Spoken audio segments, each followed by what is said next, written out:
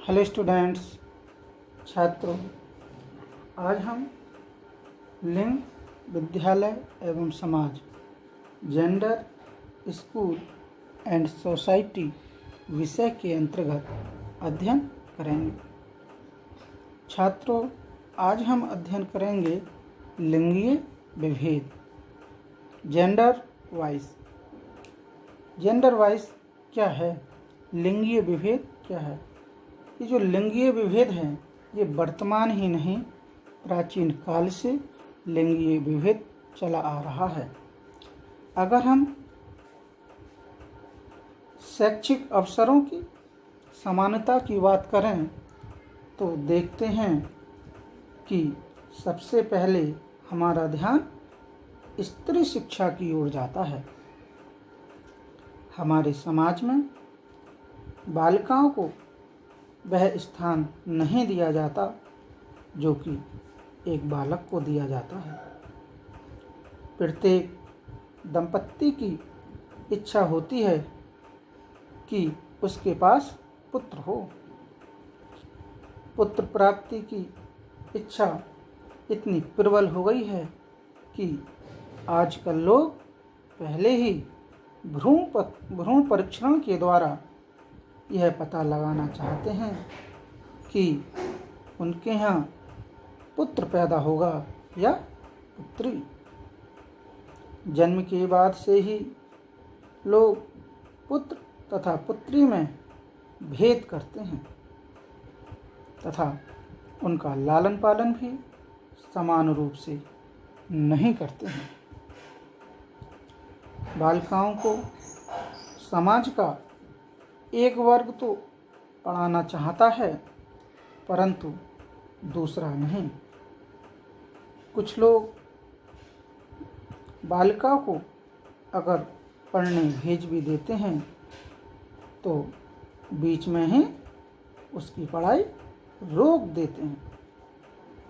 कहा भी गया है, यत्र नार्यस्तु पूज्यन्ते रमन्ते तत्र देवता।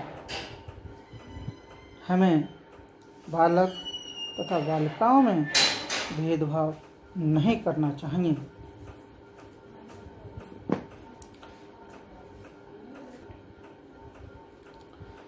While talking about the equality of educational opportunities, we saw that inequality is found in many references. There is a necessary reference to a woman's education in the society. We cannot give the status to the child. Each couples lust to get the son.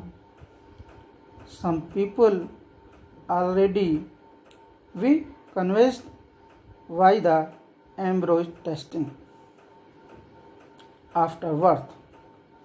Some people distinguish in the child girl. Laloon keep the distinction in other hands, and their education is also unequal. The girl does not want to teach a class of society.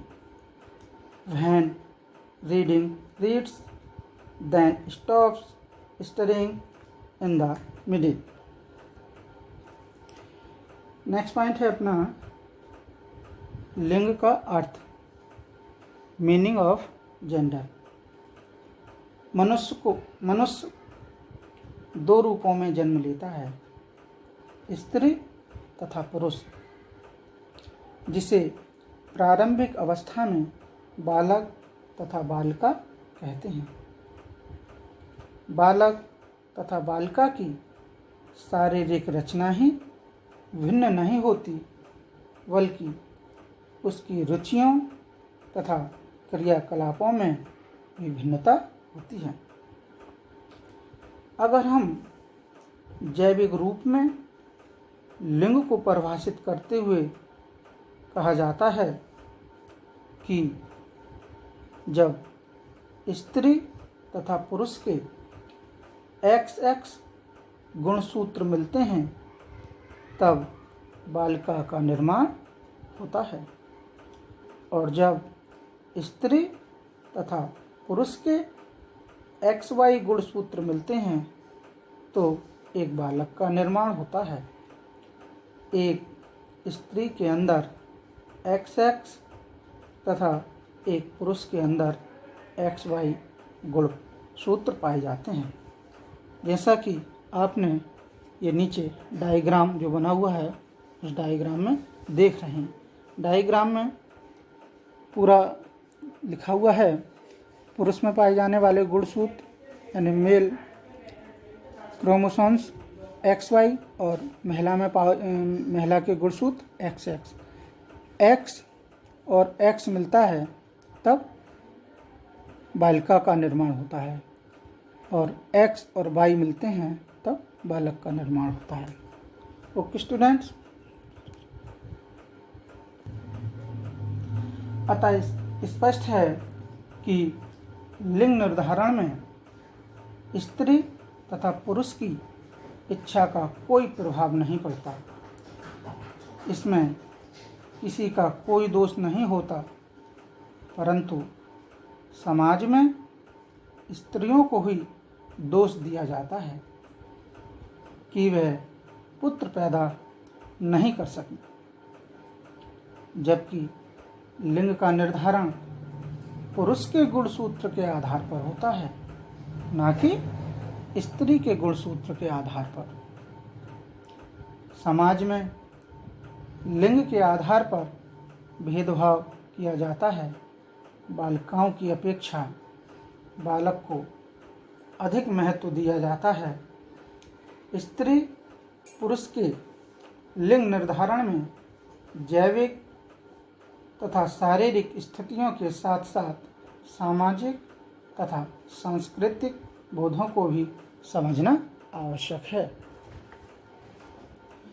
Defining gender in biological forms, it can be said that when the XX chromosomes of the male and female are found, then the XY chromosome of the female and male is found, then the child is formed.